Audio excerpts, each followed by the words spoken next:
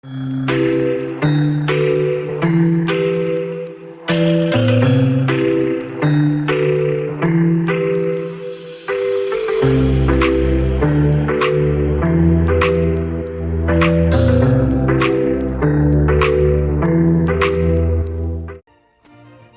buenos días a todos y todas.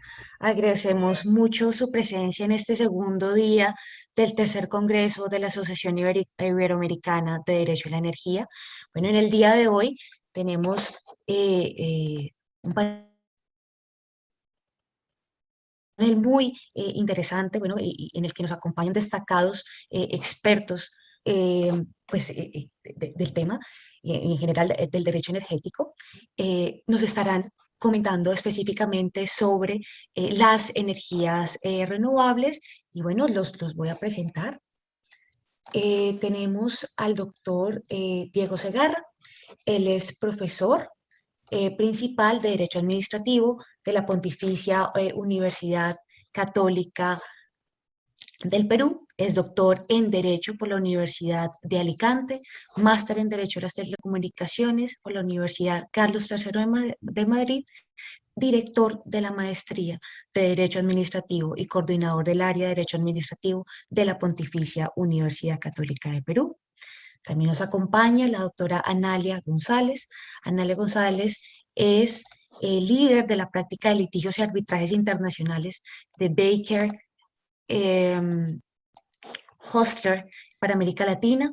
Posee una licenciatura en Derecho en la Universidad de la República Oriental del Uruguay y un LLM en Derecho Internacional. Ha sido reconocida como experta en arbitraje y como futura líder de Quién es Quién entre los años 2018 a 2020 y recientemente ha sido distinguida por Latinvex como una de las top 100 abogadas de América Latina. También contamos con la presencia del doctor Pablo Perrino. Él es profesor de la Universidad Nacional de La Plata y de posgrados de la Universidad Católica y de la maestría en regulación minera, petrolera y energética de la Universidad Externado de Colombia. Es miembro del Comité Ejecutivo de la Asociación Iberoamericana de Estudios de Regulación, ASIER, y pues socio del estudio Casañe Abogados. Y también contamos con la presencia del doctor Ezequiel. Él es abogado por la Universidad de Buenos Aires, es socio del Estudio Jurídico Casaña y Abogados, es profesor de Derecho Administrativo de la Pontificia Universidad Católica Argentina y de la Universidad Nacional de Lomas de Zamora. Es director de la Revista Iberoamericana de Derecho Administrativo y Regulación Económica. Y finalmente, también nos acompaña en este panel el doctor Hember Suárez. Él es abogado especialista en regulación de energía eléctrica y gas, en derecho minero energético, es especialista en servicios públicos domiciliarios y en derecho administrativo de la Universidad Externa de Colombia, es socio de la firma OG Legal Services y árbitro en la especialidad de energía. A ustedes, presencia, por hacer parte de este panel y cedo la palabra al doctor Diego Segarra para la moderación de este panel. Muy buenos días a todos, a todas. Las energías renovables son fuentes que se caracterizan por ser sostenibles e inagotables, por no producir gases de efecto invernadero ni emisiones contaminantes y por su gran abundancia y potencial de aprovechamiento. En ese sentido, es claro que el fomento de las energías renovables contribuye a un medio ambiente equilibrado bajo un esquema de desarrollo sostenible. Esta relación entre el medio ambiente, desarrollo de energía es indisoluble y por ende el tratamiento energético debe realizarse a partir de los planteamientos y reglas constitucionales y legales en materia ambiental. A este efecto, las políticas que garanticen el efectivo mantenimiento del incremento en la investigación científica y tecnológica que desarrollen nuevas fuentes energéticas serán decisivas.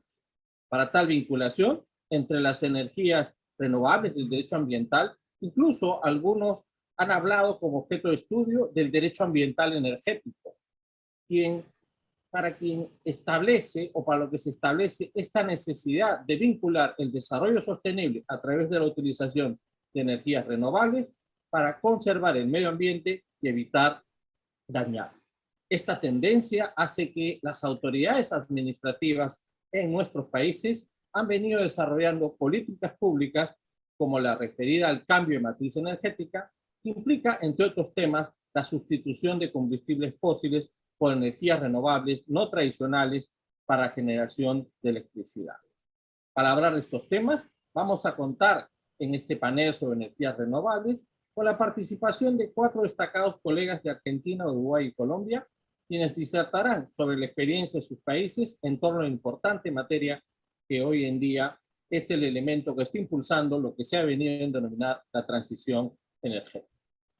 En primer lugar, vamos a dar el uso de la palabra al profesor Pablo Perry. Adelante, profesor Perry. Muy buenos días. Bueno, muy buenos días. Un placer compartir este panel con tan distinguidos colegas. Muchas gracias, Diego, por tu presentación. El objetivo de esta breve exposición es presentarle el panorama que presenta Argentina en materia de renovables. Nuestro país, en lo que se refiere a generación de energía eléctrica de fuentes renovables, voy a compartirles una presentación. A ver si, un segundito por favor. Acá.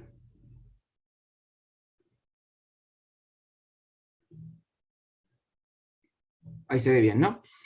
Bueno, les decía que nuestro país, en lo que se refiere a generación de energías renovables, ha tenido un crecimiento, un impulso muy importante en los últimos años, como surge de esta presentación. Mientras que en 2002 la potencia instalada era de apenas 381 megawatts, en la actualidad, sobre una potencia total instalada en el mercado eléctrico mayorista de 42.392 megas, 4.639 van a corresponder a energías de fuentes renovables. Aproximadamente hoy el 10% de la demanda total de energía eléctrica es abastecida de fuentes renovables. Y en lo que va del 21, las renovables han representado el 12 y pico por ciento del total.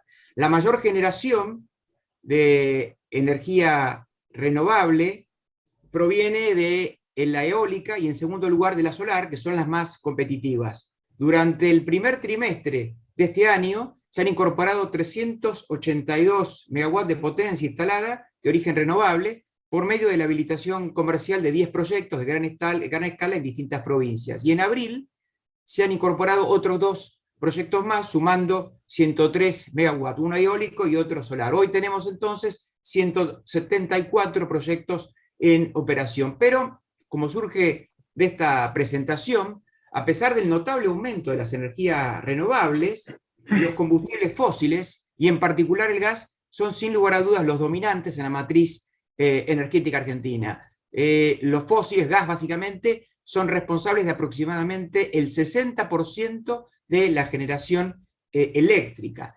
Pero hablamos de un mayor impulso, un impulso que se produjo en los últimos años. Bueno, ese impulso tuvo lugar a partir del dictado de la ley 20.791 en octubre del 2015, por la cual se va a aprobar el régimen de fomento nacional para el uso de fuentes renovables de energía destinada a la producción de energía eléctrica.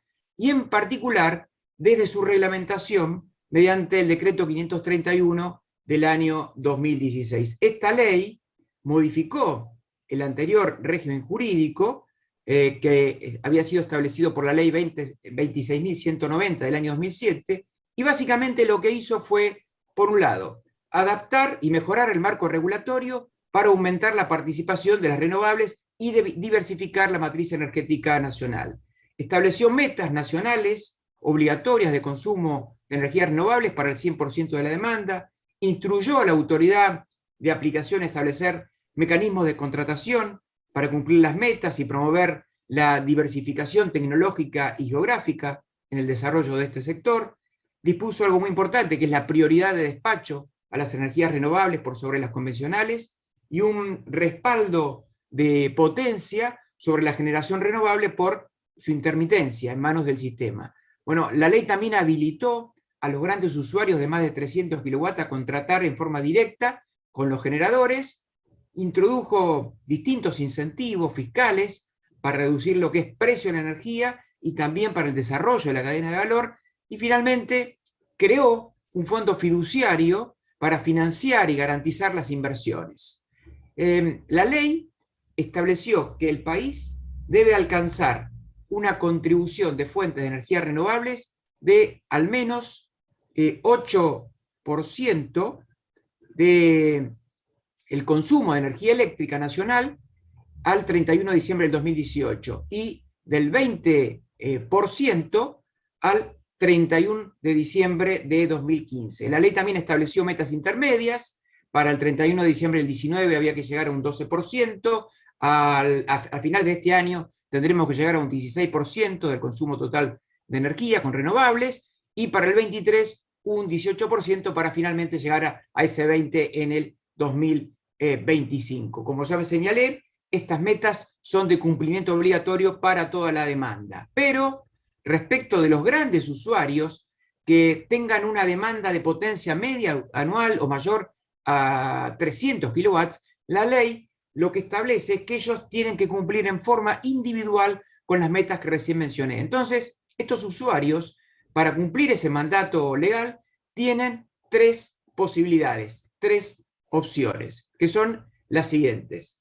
En primer lugar, la opción que tienen es la contratación individual en el mercado a término de energías renovables. O sea, contratar individualmente con generadores o comercializadores de energías renovables. Estos contratos son pactados libremente en cuanto a lo que hace a la duración, módulo a contratar, precio, todos incorporan la garantía de prioridad del despacho del generador, en fin, libertad amplia para la negociación. Los grandes usuarios pueden cubrir el 100% de su demanda con energía proveniente de fuente renovable. No hay además limitaciones en lo que se refiere a cantidad de contratos de energías renovables a celebrar. Y los grandes usuarios que decidan entonces suscribir estos contratos a término tendrán que informar obviamente al organismo encargado del despacho técnico para que se los excluya de lo que es el régimen general que se conoce como régimen de compras conjuntas que lleva a cabo la compañía administradora del mercado eléctrico mayorista, que se la conoce por su sigla CAMESA. Más adelante me voy a referir a esto. Bueno, uno de los beneficios que tendrán quienes contraten en el marco de este mercado a término es que no van a pagar ciertos cargos de comercialización y administración y podrán obtener mejores precios. En la actualidad, de 2.150 grandes usuarios habilitados para participar en este mercado, 330 ya han firmado sus contratos, hay más de 1.400 contratos celebrados y en su mayoría se trata de contratos que tienen un plazo promedio de 5 años. Bueno, la segunda opción que tienen estos grandes usuarios es la de autogenerar. O sea, pueden también cumplir las metas por autogeneración de energía renovable.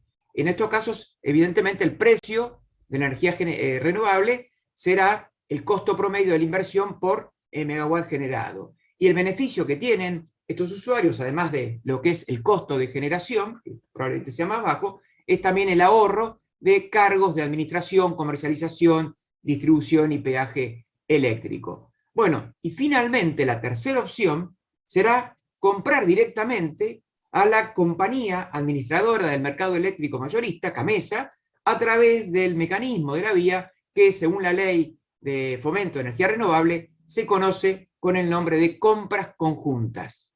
Bueno, tener presente que CAMESA es una sociedad anónima sin fines de lucro, que fue creada por el marco regulatorio eléctrico y cuyo paquete accionario está en manos del 80% de los agentes del mercado eléctrico mayorista y un 20% en poder del Estado. Esta sociedad, CAMESA, es la encargada del despacho técnico y la administración de todo el sistema interconectado nacional. Es quien administra operativa y económicamente las tecnologías de generación eléctrica que entran en funcionamiento conforme aumenta la demanda, bueno, en los puntos de consumo. Bueno, volviendo a esta tercera alternativa, la de compras conjuntas, decíamos que los grandes usuarios que no celebren contratos a término en el mercado mayorista, ni sean autogeneradores, van a participar automáticamente de este mecanismo de compras conjuntas de CAMESA. Compras conjuntas se denomina a ese conjunto de contratos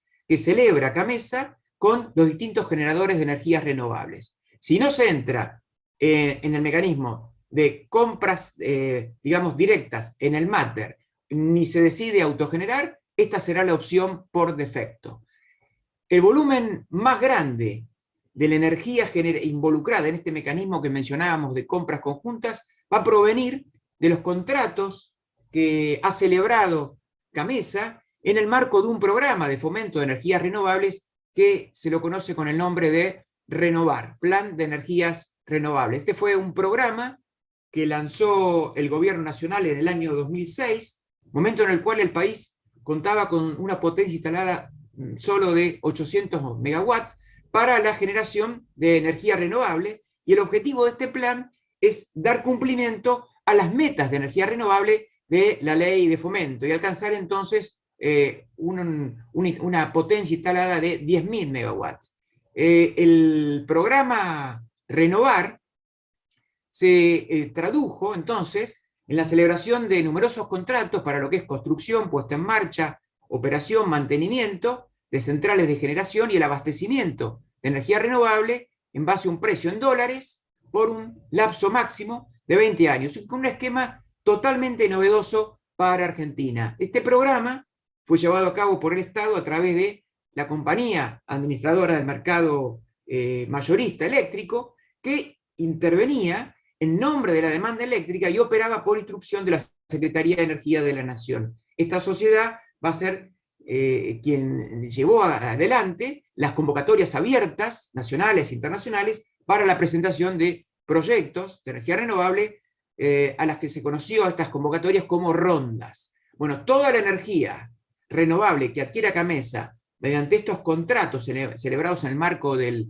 plan o programa Renovar, van a integrar esto que yo les decía hace un rato, que se denomina el régimen de compras conjuntas. Y el precio de la energía renovable para quienes compren energía renovable a CAMESA va a ser entonces el costo medio de las compras conjuntas, que rondará aproximadamente hoy $75 el mega, más una serie de cargos adicionales, de comercialización, administración, etc. Los programas, y mejor dicho, los contratos que se llevaron a cabo en el marco del Plan Renovar no han sido ajenos a la profunda crisis económica financiera que el país viene atravesando desde el año 2018, claramente agravada el último año y medio. Sobre este tema entiendo que se va a explayar el doctor Ezequiel Casañe. Simplemente señalar que hoy el escenario que presentan los contratos Renovar es muy heterogéneo. Si se quiere, podríamos decir que hay tres situaciones: proyectos que han finalizado etapa constructiva, con centrales operando y abasteciendo al mercado. En segundo lugar, encontramos proyectos que están todavía en etapa de ejecución de obras, con distinto grado de avance y con muchas complicaciones. Algunos se supone que estarán en operación en el desarrollo de este año. Y por último, un tercer grupo de proyectos con enormes dificultades, porque básicamente se quedaron sin financiamiento, la mayoría incluso antes de empezar la etapa constructiva, y es muy probable que estos proyectos nunca logren concretarse. Entonces, sobre un total de 5.000 megawatts que aproximadamente se asignaron en las 4 rondas del programa Renovar, hoy aproximadamente 2.200 megawatts son los que han ingresado en operación comercial. Bueno, y el panorama, para ir cerrando esta exposición de lo que son las energías renovables en Argentina, yo diría que se completa con dos programas más. Por un lado, el régimen de generación distribuida de origen renovable, que se aprueba a nivel nacional en el año 2017, al que se le suman después regímenes de generación distribuida provinciales, y en segundo lugar, el proyecto de energías renovables en mercados rurales, conocido con la sigla PERMER, y cuyo objetivo es la electrificación en zonas rurales con utilización de fuentes renovables de generación, principalmente con energía fotovoltaica. Este programa es llevado a cabo conjuntamente por la Nación y las provincias, y está dirigido, digamos, a viviendas, establecimientos, siempre insisto, ámbito rural, establecimientos que brinden distintos servicios a la comunidad, escuelas, puestos sanitarios, centros comunitarios, puestos donde operan fuerzas de seguridad como Gendarmería Nacional, etcétera, y que no tengan la posibilidad de acceder al servicio eléctrico a través del sistema interconectado de electricidad. Bueno, finalizo señalando que hoy el desarrollo de las energías renovables en Argentina, si bien, como decíamos, ha tenido un gran adelanto, pero se encuentra con dos grandes problemas de difícil superación. Por un lado, la falta de disponibilidad de la red de transporte del sistema eléctrico nacional. Y por el otro, las grandes dificultades para obtener financiamiento, derivadas de la crítica situación macroeconómica que atraviesa el país. Pensemos que tenemos una altísima inflación y una tasa de riesgo país de 1.528 puntos. Bueno, les agradezco su amable atención y después quedo a disposición por si llega a existir algún tipo de duda o pregunta. Muchísimas gracias. Muchas gracias, profesor Perrino, por ajustarse al tiempo de la exposición. Y vamos a darle ahora la palabra al profesor Ezequiel Casañe. Tiene usted la palabra y puede compartir pantalla.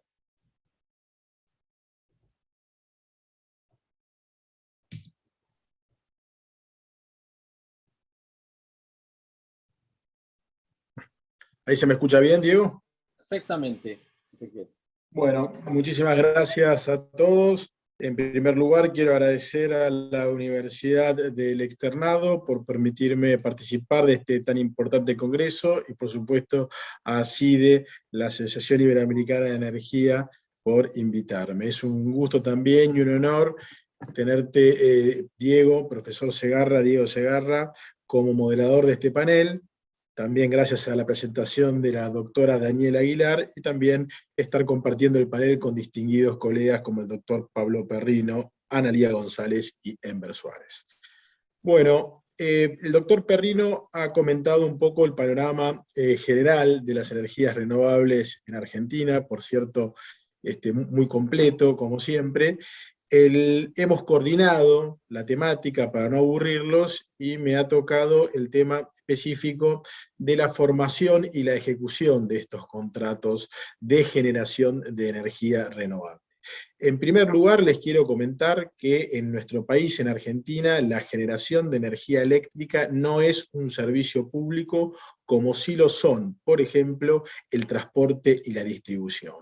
La generación de energía, en cambio, está considerada por la propia ley 24.065, que es el marco general de energía eléctrica, como una actividad de interés general únicamente.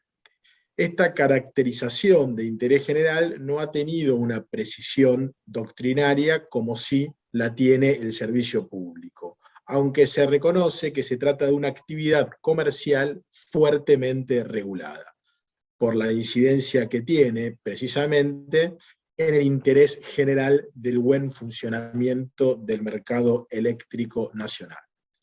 Necesario, como ustedes saben, no solo para la distribución de electricidad a todos los hogares del país, sino también para el desarrollo industrial que requiere el constante abastecimiento eléctrico. Como les comentaba el doctor Perrino, en Argentina existe a nivel nacional una compañía administradora del mercado mayorista eléctrico, esta famosa CAMESA.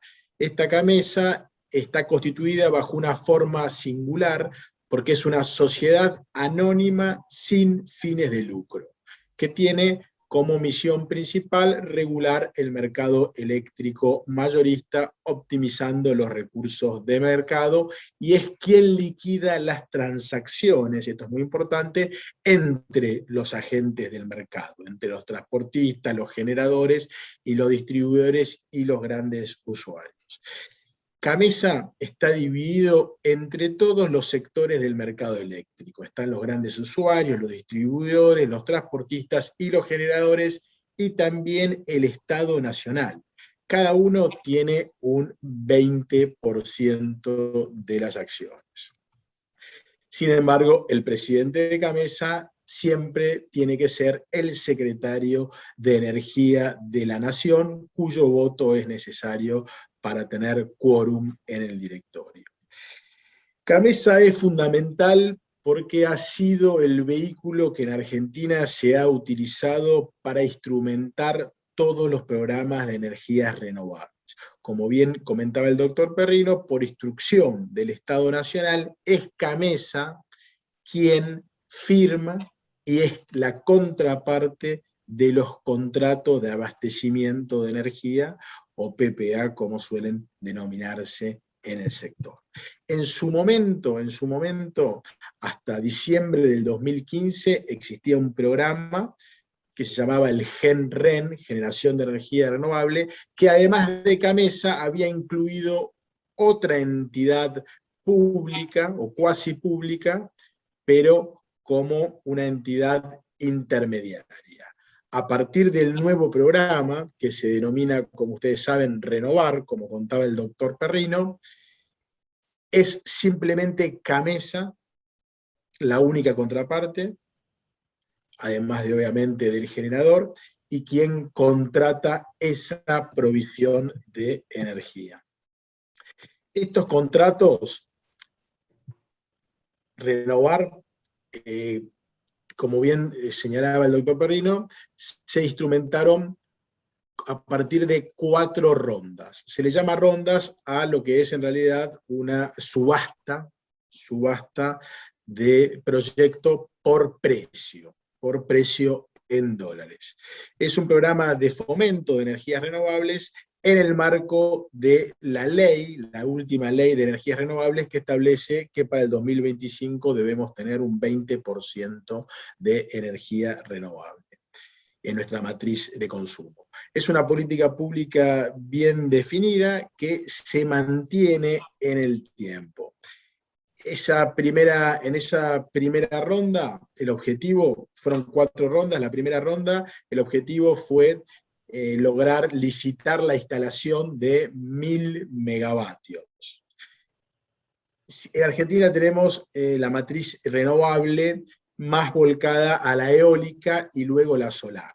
Fíjense en que de esos 1000 megavatios, 600 megavatios fueron eólicos. Estos contratos que se firmaron tanto en la ronda 1, la ronda 2, la ronda 3 y la ronda 4, en realidad es 1, 1,5, 2 y 3, pero le decimos 1, 2, 3, 4, son contratos de abastecimiento en dólares. En dólares, eso ha sido, por supuesto, uno de los beneficios y de los alicientes que han tenido estos contratos, a diferencia de otros en el mercado de energía eléctrico, y por una potencia determinada. La última ronda, de hecho, se le llama mini REM, porque fueron contratos de energías renovables para instalaciones muy, muy pequeñas, en un plazo en general de 20 años de abastecimiento en dólares, con garantías, y de parte del Estado un triple juego de garantías para garantizar el pago que CAMESA le debe a los generadores. En primer lugar, se constituyó un fondo fiduciario llamado FODER, que está previsto en la normativa de energías renovables. Luego también el Estado Nacional como garante para el pago de CAMESA, y luego incluso, en caso de que sea necesario, se establecía como garantía final el Banco Mundial, que era algo también optativo. Fíjense ustedes que el esquema contractual está estructurado de tal manera que los generadores de energía podían reclamar directamente ante el fondo fiduciario el pago de la energía que no hubiere sido pagado en tiempo y forma por CAMESA. Por eso el fondo fiduciario debía pagar directamente a los vendedores y luego, por su parte, reclamar a CAMESA el correspondiente repago. Esto ha sido un éxito, y como bien destacaba el doctor Perrino, se celebraron muchísimos contratos y venía funcionando muy bien. no relativamente bien, muy bien. Una de las políticas públicas más importantes ha sido el desarrollo de la generación de energía renovable en Argentina. Todos estos contratos establecían, por supuesto, distintos hitos de cumplimiento, una vez adjudicados. Se destacan 4 hitos específicos. El primero, que es muy importante y después me voy a detener, es el hito 1, que es el cierre financiero. El segundo es el hito 2, el comienzo de construcción. Después un hito tercero, que es principio efectivo de ejecución. Y un hito cuarto, que representa la habilitación comercial.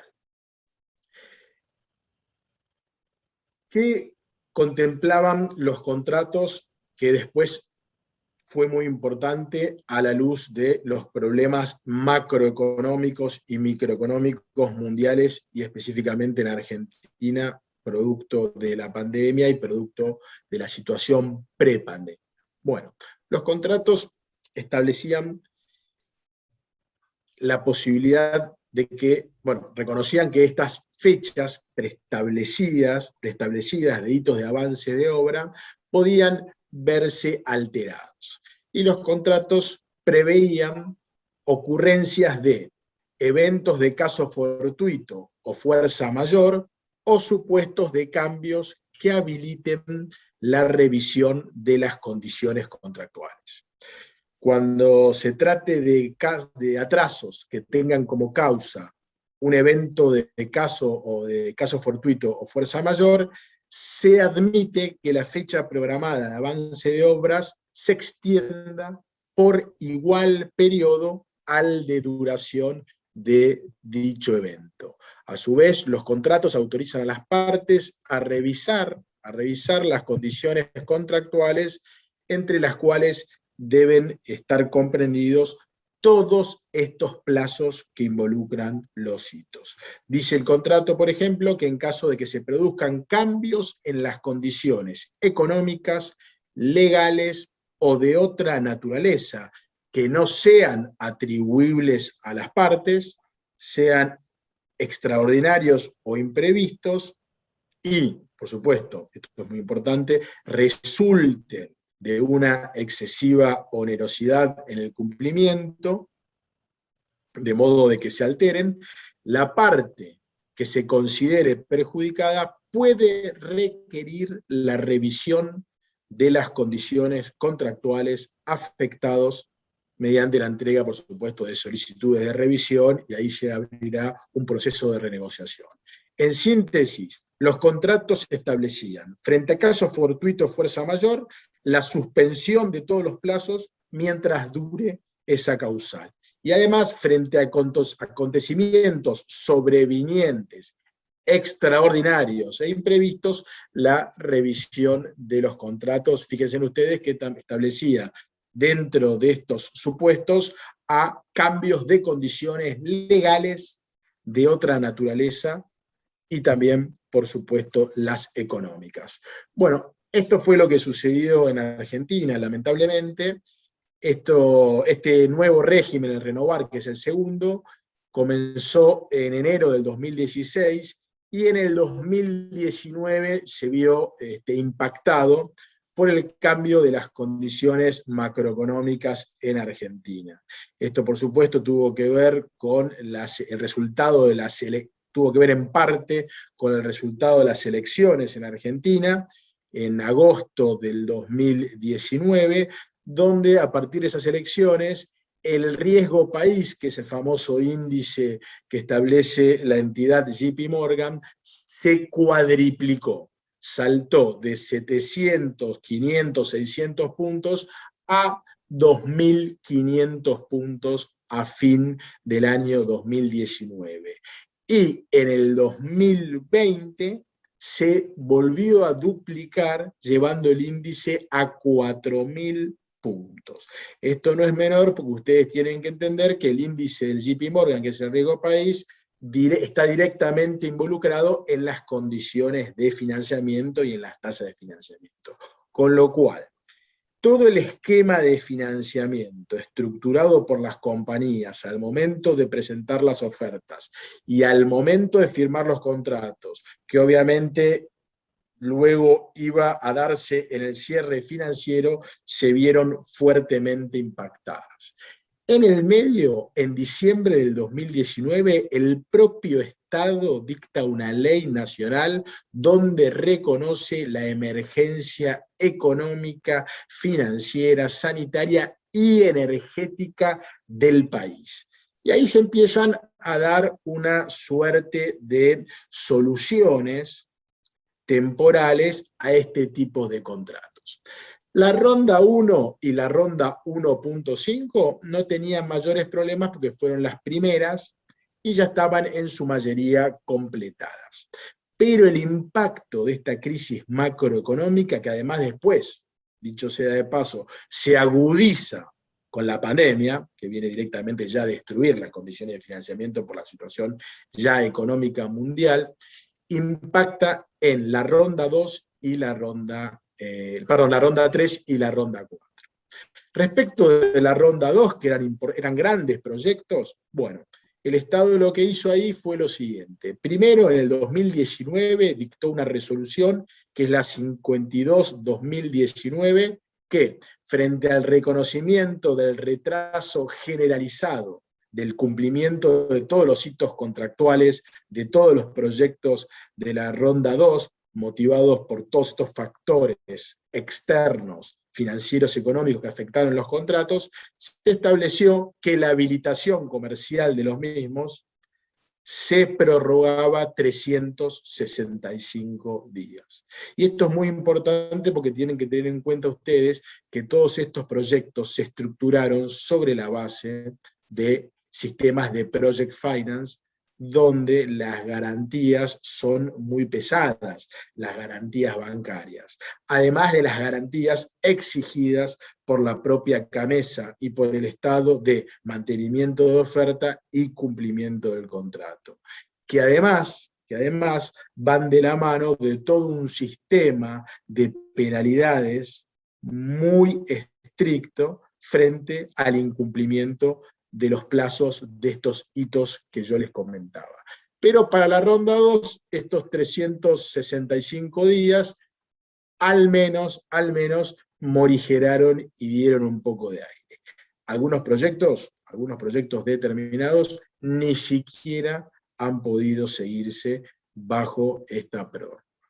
Y después, el otro gran problema lo han tenido la última ronda, estos proyectos pequeños que yo les comentaba, que directamente, y también lo hacía mención el doctor Perrino, directamente en algunos casos ni siquiera se animaron a firmar los contratos de abastecimiento, porque para firmar los contratos de abastecimiento tenían, por supuesto, que constituir la garantía de ejecución de los contratos, que son garantías muy grandes.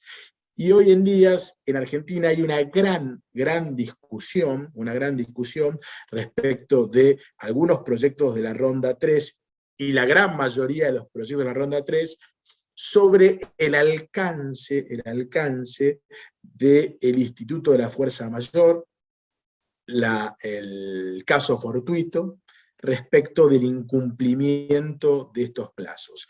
Y esta discusión se da, tiene tres salidas.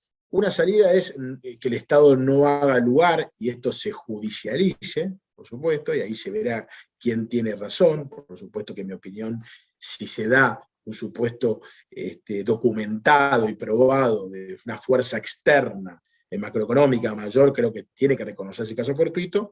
Ese es un caso. Y si no, la alternativa es acordando con el Estado la prórroga de todos estos plazos, si se quieren mantener estos proyectos, o bien una salida, si se quiere, elegante, donde se rescindan los contratos de manera bilateral y, por supuesto, sin aplicación de penalidades y, por ende, sin ejecución de las garantías contractuales.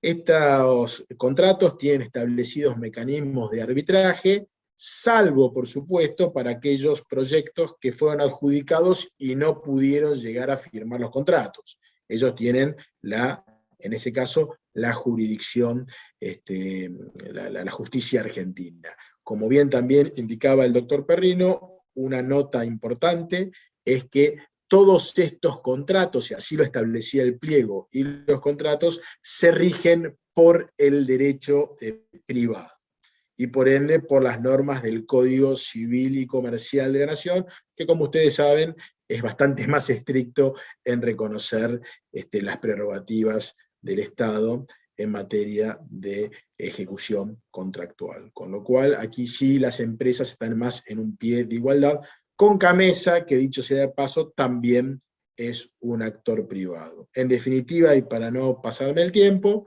el final está abierto, la macroeconomía ha impactado de lleno en los últimos proyectos, lo que pone, por supuesto, en riesgo su ejecución. Algunos ni empezaron, otros no han firmado, y otros se encuentran con serias imposibilidades de continuar. Y lo que está en tela de juicio es el reconocimiento concreto de la fuerza mayor y el caso fortuito para evitar penalidades y lograr la continuidad de los mismos. Muchísimas gracias. Muchas gracias, profesor Casagne. Voy a darle la palabra ahora a Enver Suárez, ¿no? Por el tiempo de 15 minutos le voy a pedir por favor que nos ajustemos al tiempo asignado. Muchas gracias. Buenos días, muchas gracias, doctor Diego. Un honor compartir con el doctor Ezequiel, el doctor Pablo, la doctora Analía. También muchas gracias a la doctora Daniela por este espacio. En lo que me corresponde para compartir en la mañana de hoy, quiero hablarles sobre las subastas de energías renovables en Colombia.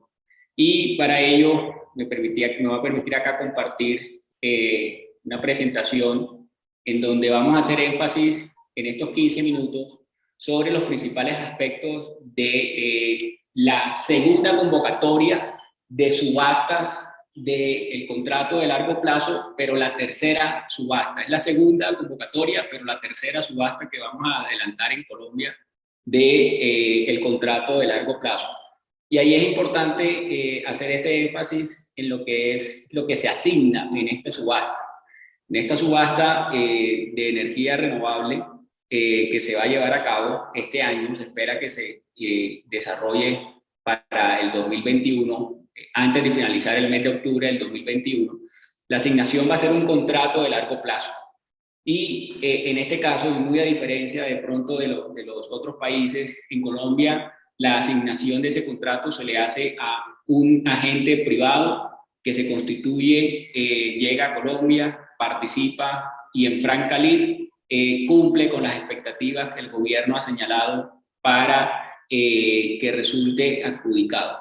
Esto entonces es la primera característica de la subasta que tenemos en Colombia. Está abierto para diferentes inversionistas que quieran participar en esta subasta. Hemos tenido la oportunidad de acompañar iniciativas extranjeras que llegan a Colombia, se constituyen como sociedad y participan a través de un tipo societario que es el de su elección.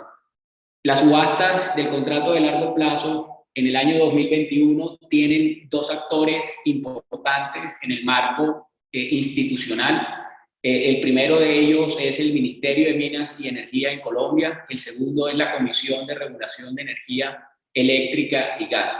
Fue en la primera y segunda subasta la USME la que llevó a cabo esta convocatoria y consecuencialmente las adjudicaciones de los contratos. Este año ya no va a ser la USME, ese rol va a quedar en cabeza de XM a través de su dependencia, que es el administrador del sistema de intercambios comerciales. Para los que nos acompañan de otros países, nosotros tenemos acá entonces la institucionalidad del sector energético. Nosotros en Colombia tenemos principalmente el rol condensado en esto que estamos viendo acá. Y para las subastas del contrato de largo plazo, principalmente Ministerio de Minas y Comisión de Regulación de Energía Eléctrica y Gas. Las dos primeras subastas, ¿qué ocurrió en el año 2019? Aquí lo vemos reflejado en esta lámina. Primero, tuvimos nosotros un precio tope máximo a pagar y es un esquema que continuará para este año también, y es que el Estado, a través de la CREC, va a definir cuál es el tope máximo que está dispuesto el Estado a reconocer para que se cierre esa asignación de precio en la subasta. En el 2019 fueron 200 pesos kilovatio hora. Vamos a ver entonces para este año cómo se mantiene ese tope. En el 2019 solamente pudieron participar proyectos de generación de energía con fuente no convencional de energía renovable, en donde el papel predominante fue la energía solar, la energía eólica. Este año esperamos que continúen estos dos, pero sin duda se están fortaleciendo otros esquemas de generación renovable, como es el caso de la biomasa.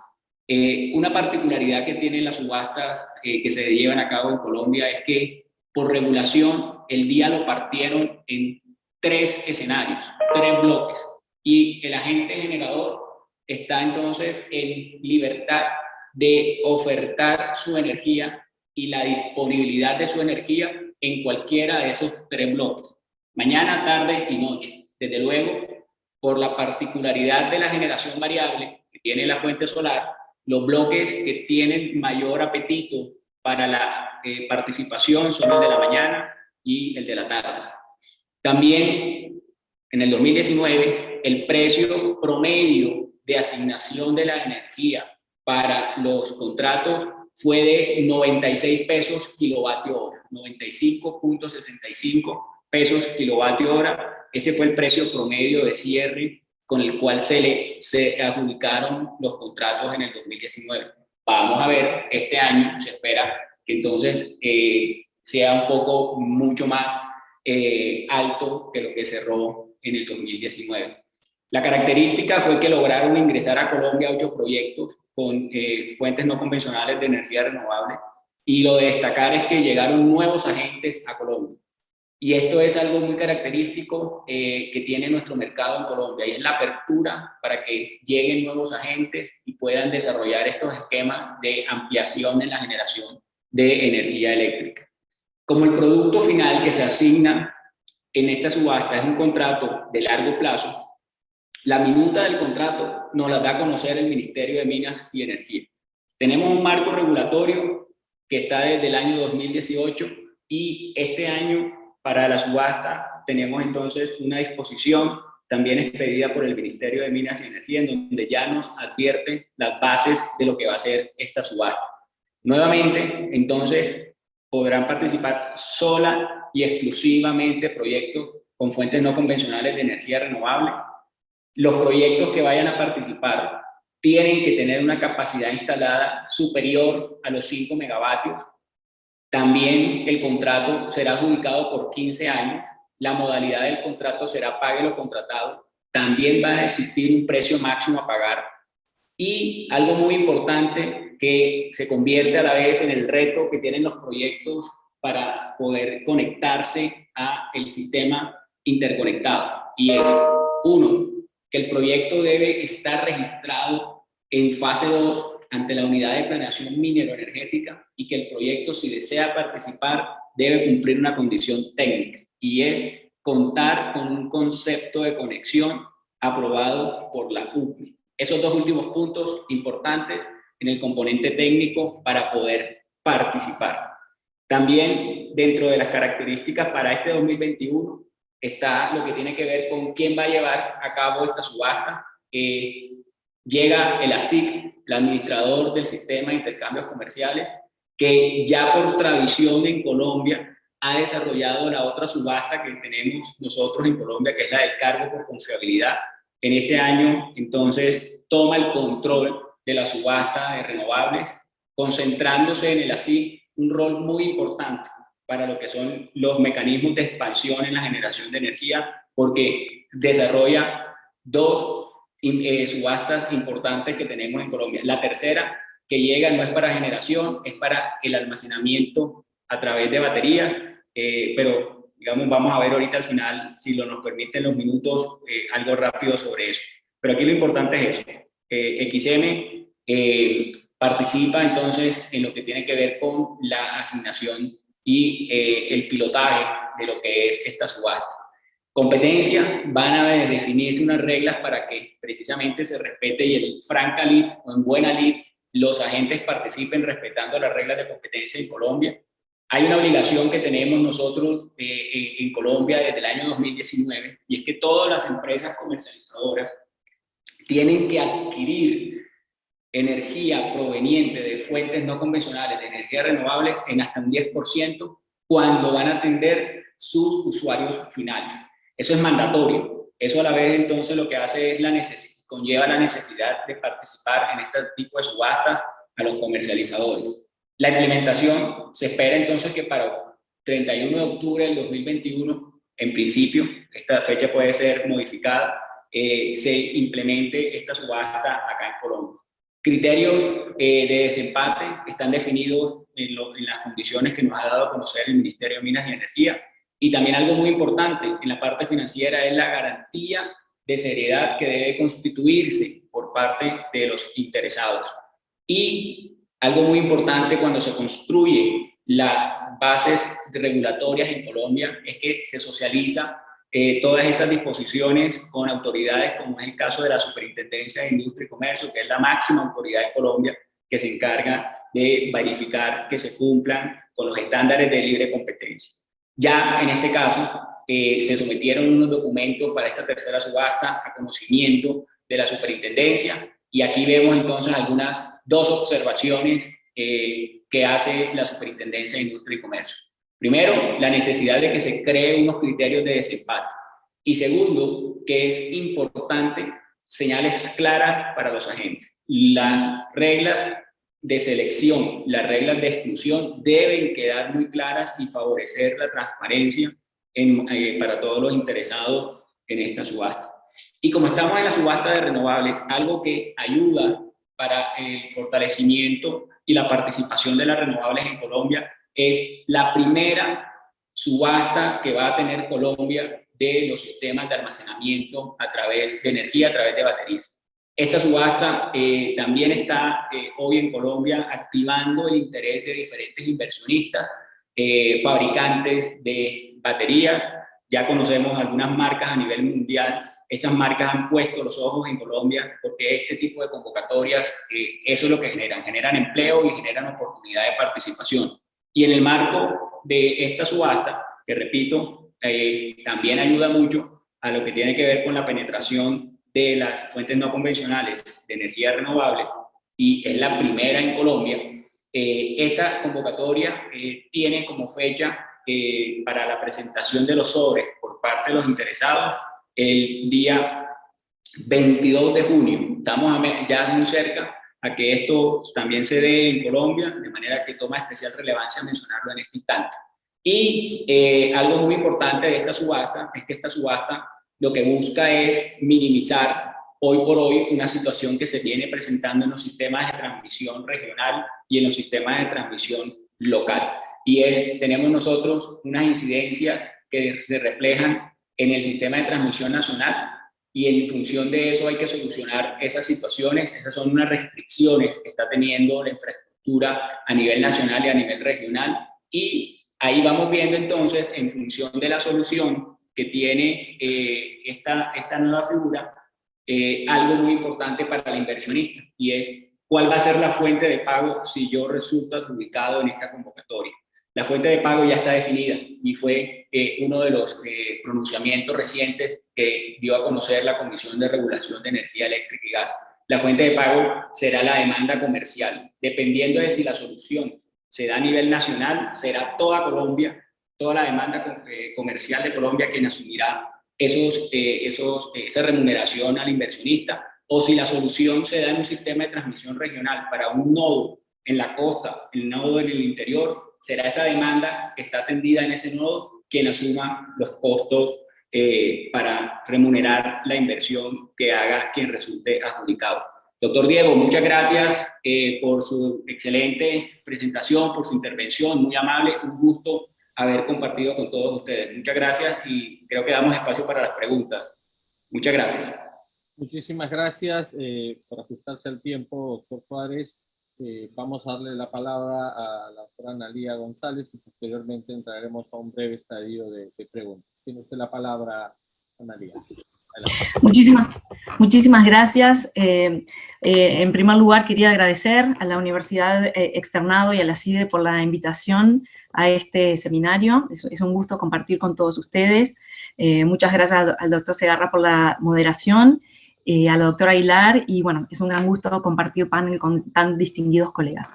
Entonces, el doctor Perrino se refirió al panorama general, digamos, de las renovables en Argentina. Luego el doctor Casañe habló sobre la formulación y ejecución de los contratos, y el doctor Suárez se refirió a las subastas en Colombia.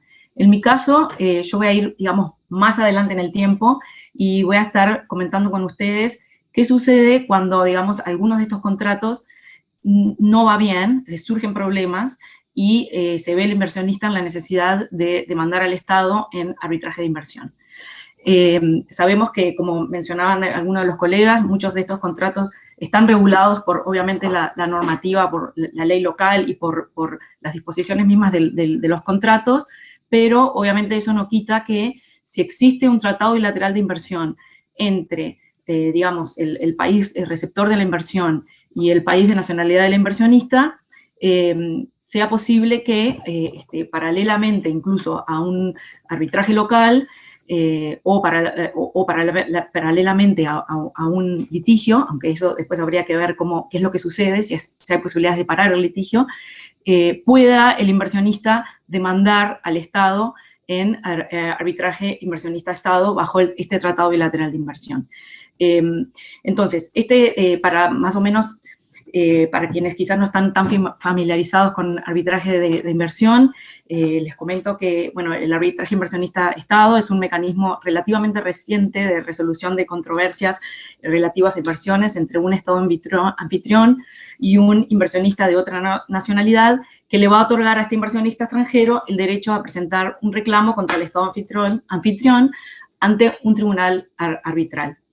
El primer tratado bilateral de inversión se firmó en el año 1959 entre Pakistán y Alemania, y a partir de ahí el número de tratados bilaterales de inversión ha ido creciendo exponencialmente. Hoy en día hay más de 3.000 tratados bilaterales de inversión, también encontramos tratados obviamente multilaterales que tienen capítulos de inversión y que también dan la posibilidad a inversionistas de poder iniciar un arbitraje internacional.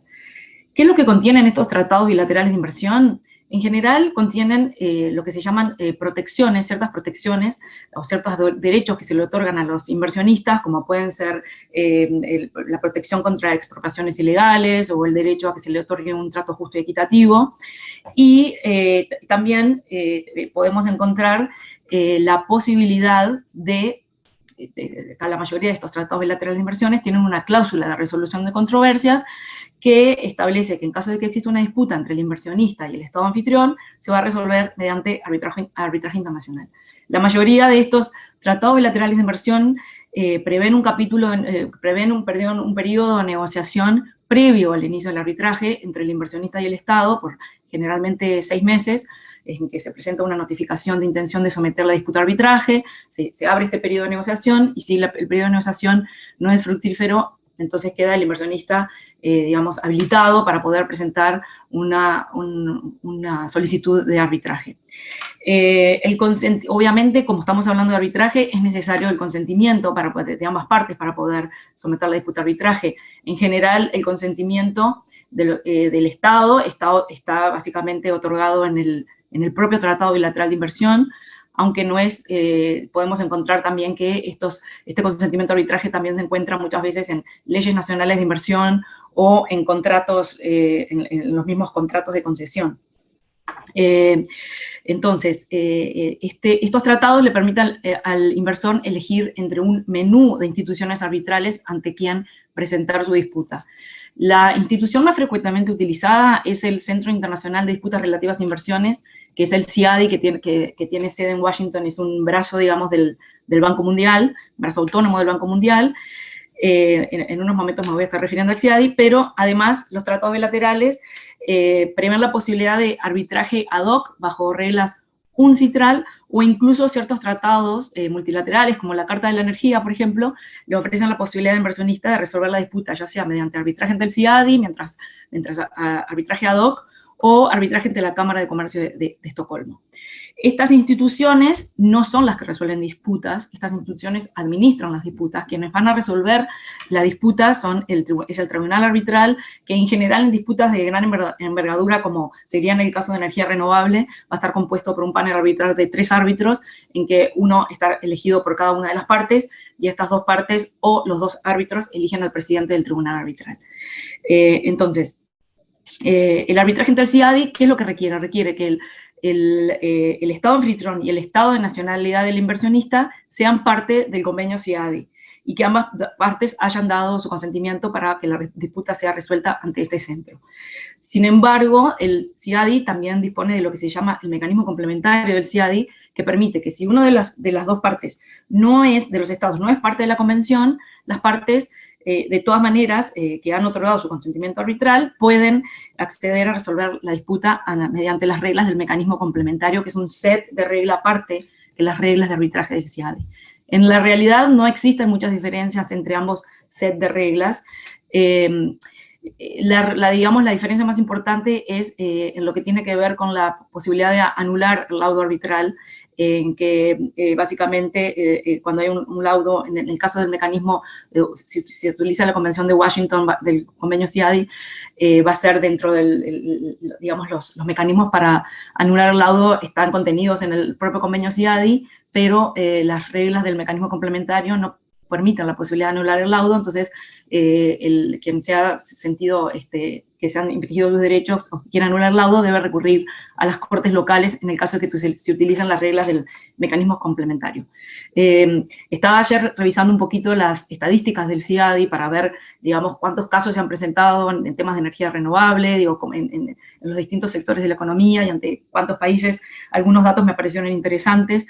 Obviamente, en el año 2020 fue el año en que hubo más casos registrados ante el CIADI, hubo 54 casos registrados, que es mucho. El número de casos desde el año 72, que empezó con 1, ha ido exponencialmente creciendo, siendo el año pasado el año con más casos registrados. Con respecto a digamos, ante qué estados, el 26% de los casos históricos ante el CIADI ha sido contra Europa del Este y Asia, y el 22% ha sido contra Sudamérica. Y en cuanto a los sectores de la economía, el 24% de los casos registrados ante el CIADI históricamente ha sido en petróleo, gas y minería, el 17% ha sido en electricidad y otras formas de energía, 9% en construcción, etc. O sea que energía en realidad es uno de los sectores más importantes en arbitraje internacional de inversión. Históricamente, con respecto específicamente al sector de energía renovable, históricamente se han presentado 54 casos, 46 están activos, 35 de estos casos han sido contra España, me voy a referir en unos momentos qué fue lo que pasó, por qué hubo tantos casos contra España en el sector de energía renovable, 9 casos contra Italia, y bueno, y los otros, hay algún caso contra Perú, Rumania, Alemania y Sri Lanka. Entonces, estos tipos de disputas, en realidad, las características son, obviamente, los altísimos montos en disputa, la complejidad legal y fáctica, contratos a largo plazo, y disputas que tienden a ser altamente políticas, obviamente por la soberanía de los recursos naturales. Estoy mirando la hora para no pasarme, porque sé que hay tiempo para preguntas y respuestas. Entonces, las disputas en este sector energético que se han presentado tienen que ver con nacionalizaciones, tienen que ver con imposición de impuestos o suspensión de beneficios, tienen que ver con revocación de licencias, terminación de concesiones mineras, terminación de contratos de operación. Esto es lo que ha dado lugar a que algunos inversionistas hayan querido demandar al Estado. Quizás me quiero referir brevemente a cuáles son las protecciones que más frecuentemente en estos tratados, en estos casos de arbitraje internacional se han alegado como violaciones por parte de los inversionistas. Quizás en el tema de energía renovable, la más frecuentemente utilizada, bueno, son 2, pero me voy a referir solamente a una por falta de tiempo, es la violación de lo que se llama el trato justo y equitativo. Y la otra es expropiación, ¿no? Que puede ser directa o indirecta. Pero bueno, en el caso de trato justo y equitativo, el problema que podemos ver en realidad con este estándar de trato justo y equitativo que está contenido en la gran mayoría de todos los tratados bilaterales de inversión, es que no existe una definición clara de qué se entiende por trato justo y equitativo. Los tratados suelen decir se va a otorgar al inversionista, o el Estado receptor otorgará al inversionista un trato justo y equitativo. Muchas veces califica la obligación y dice, de conformidad con el derecho internacional consuetudinario. Y en general la jurisprudencia lo que ha interpretado es que cuando existe esta calificación de la obligación de otorgar trato justo y equitativo por de conformidad con el derecho internacional consuetudinario, se está haciendo referencia a un nivel, al estándar mínimo de trato bajo el derecho internacional consuetudinario, que es, y este es el umbral, digamos, bajo el derecho internacional consuetudinario, el umbral para encontrar una violación de este estándar es generalmente más alto que cuando no existe la calificación de la obligación. Por lo tanto, este estándar de trato justo y equitativo calificado por el derecho internacional consuetudinario es generalmente alegado por los estados porque obviamente les conviene que el umbral sea más alto y que el tribunal no encuentre que hubo una violación del estándar.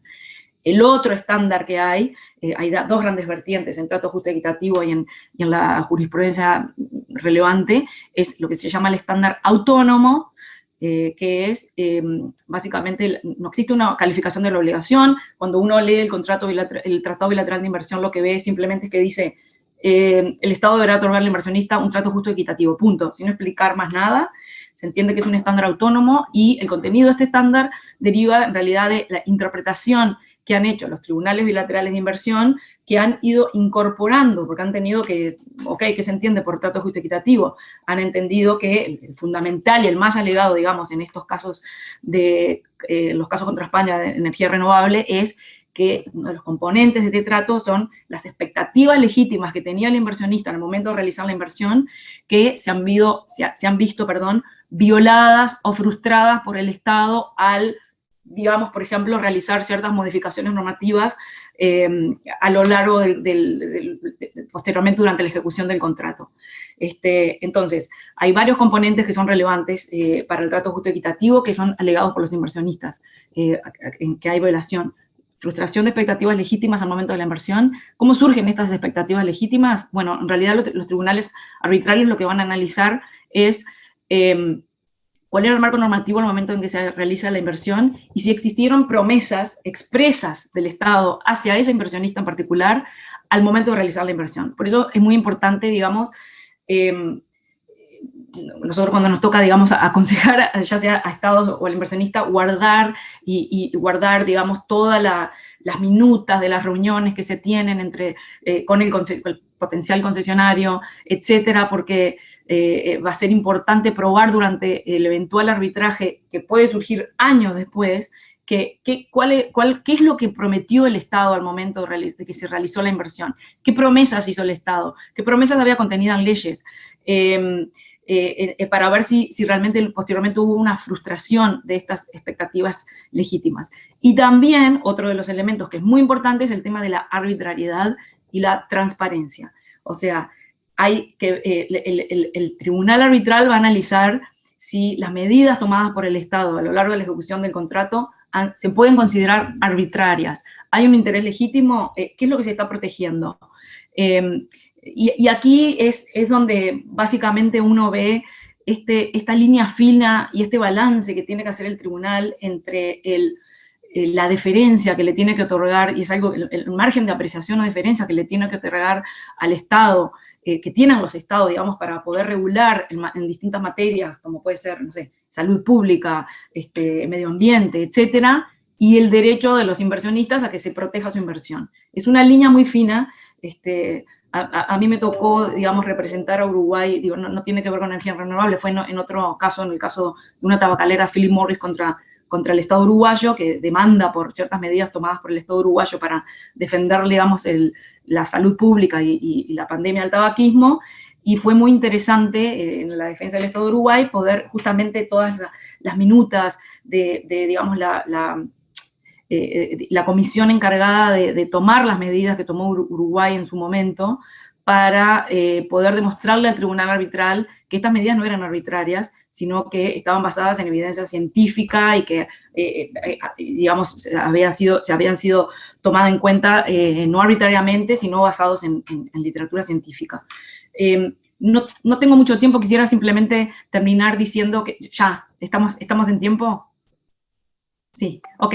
Bueno, tenía más para decir, pero bueno, es una aproximación, cuáles son los temas que generalmente pueden surgir en estos arbitrajes internacionales, y bueno, quedo a las órdenes para cualquier pregunta que pudiera surgir. Muchísimas gracias. Muchas gracias, doctora González, y justo estamos tratando de ajustarnos al tiempo. Vamos a pasar ahora rápidamente a el estadio de preguntas, y voy a, en primer lugar, a formular unas preguntas que nos han enviado al profesor Pablo Perrino.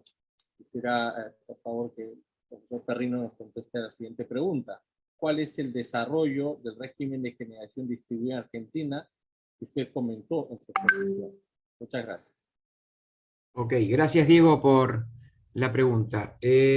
Bueno, efectivamente, como les había adelantado, Argentina viene implementando y trabajando desde hace unos años en lo que es el desarrollo de la generación distribuida a partir de fuentes de energía renovable. Este régimen claramente viene a complementar el tradicional esquema de generación concentrada, ¿no?, que tiene el país, caracterizado por esa estructura, vamos a decir, vertical, en la cual la energía se genera en grandes centrales, luego se transporta a través de amplias distancias. En Argentina, por ejemplo, para tener presente la longitud del transporte del sistema interconectado nacional es de más o menos 20.000 kilómetros. Bueno, todo esto sabemos que genera todo este transporte, ¿no?, de tanta longitud y la distribución pertinente, genera pérdidas inevitables, ¿no? Y todo esto, vamos a decir, que se ve claramente mejorado y desaparece cuando nos encontramos frente a un régimen de energía distribuida. Y es así que por la ley 27.424 del año 2017, a nivel nacional se crea un régimen de fomento por el cual se van a establecer condiciones y medidas para incentivar la generación de energía eléctrica a partir de fuentes renovables por quienes sean usuarios de la red de distribución, y obviamente lo que busquen es autoconsumo y al mismo tiempo eventual inyección de excedentes a la red y recibir, bueno, la pertinente remuneración por esa inyección. Y al mismo tiempo la ley lo que establece es la obligación de los que son prestadores del servicio de distribución eléctrica de facilitar esta inyección, ¿no? Bueno, en la reglamentación de esta ley, por cierto, se estableció como objetivo incorporar 1.000 megawatts de potencia para el 2030. Otra forma, digamos, de ir cumpliendo con estas metas que mencionábamos en las exposiciones tanto del doctor Casañe como la mía. Bueno, y para atraer inversiones en este sector, la ley estableció también un régimen de beneficios promocionales. Por ejemplo, un certificado de crédito fiscal que puede ser usado para el pago de ciertos tributos nacionales, y al mismo tiempo un fondo, un fondo para la generación de distribución de energías renovables. Un fideicomiso, en definitiva. Pero lamentablemente este fondo aún no se implementó. Y yo diría que esta faltante que tenemos, que es la del fondo para financiar todo este tipo de actividad, junto con un escenario en el cual las tarifas están congeladas, bueno, estos son dos grandes escollos para el desarrollo de este régimen, porque un usuario, a ver, cualquiera de nosotros, si hace la cuenta y dice, bueno, ¿me conviene instalar en mi casa, por ejemplo, paneles solares, según en la región donde me encuentro, o comprar, o seguir abasteciéndome de energía eléctrica de mi distribuidora regional? Y la verdad que la cuenta es no, de ninguna manera. Hoy, al estar tan subsidiada la tarifa de energía eléctrica, indudablemente me conviene seguir pagando la energía a la distribuidora y no invertir en esta serie en lo que es generación distribuida, con todo lo que esto implica, ¿no? Son generalmente inversiones de componentes importados, bueno, algo verdaderamente caro. Lo cierto es que más allá de esta evaluación que cada uno tendrá que hacer, hay usuarios en los que evidentemente, por distintas razones, les resulta conveniente y necesario acudir a este régimen. Y en el año pasado, la generación distribuida entonces tuvo un incremento interanual del 304% en la cantidad de usuarios generadores y del 170 más o menos de potencia instalada. Hoy tenemos más o menos de haber menos de 5.000, 4.700 kilowatts de potencia instalada y conectada a la red nacional. Y debe haber casi, no creo que lleguen, a 400 usuarios generadores que estén entonces ya operando. Y otros tantos que deben estar realizando trámites para poder convertirse en esta condición de usuarios generadores. A la regulación nacional que mencionaba se le suman las regulaciones provinciales. Argentina es un país federal y en lo que es en estas materias, hay un régimen bastante complejo de distribución de competencias, pero digamos que las provincias tienen facultades para regular lo que es la generación distribuida, y de hecho, antes que la nación, hay provincias que han iniciado la regulación de lo que es generación distribuida. Hoy entonces tenemos un régimen dual, el federal y al mismo tiempo el provincial. Bueno, no quiero excederme de mi tiempo, Diego, creo que más o menos he dado una respuesta a la pregunta ensayada. Muchísimas gracias. Muchísimas gracias. Acabo de recibir una indicación de la organización que las preguntas que se han formulado vamos a trasladarlas a los expositores y luego serán respondidas a través de las redes. Así que con esto yo quisiera agradecerles por su participación, a mis colegas expositores en esta mesa de energías renovables y por supuesto a todos los asistentes y en general a la Universidad Externado de Colombia y a CIDE por hacer posible que estemos hoy en día en este panel de energías renovables y por supuesto en mi caso por permitirme realizar la moderación. Les agradezco mucho, colegas, por su tiempo y por su participación. Los felicito también por sus exposiciones. Muchísimas gracias. Muchísimas gracias a todos ustedes Muchas gracias, Diego, por sus gracias a todos. excelentes ponencias.